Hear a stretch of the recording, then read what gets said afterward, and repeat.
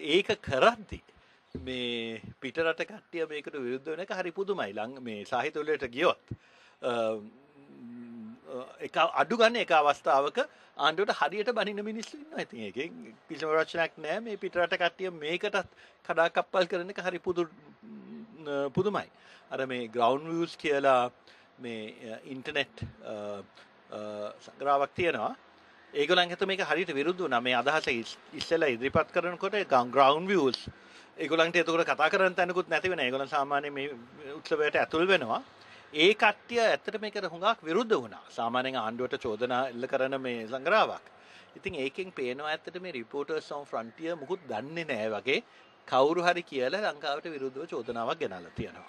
මං හරි දුකයි මේ ඔරහාන් පමුක් එන්නේ නැහැ කියලා ආරංචියක් තිබුණා. කිරාන් දේශය මං හම්බ වෙලා තියෙනවා.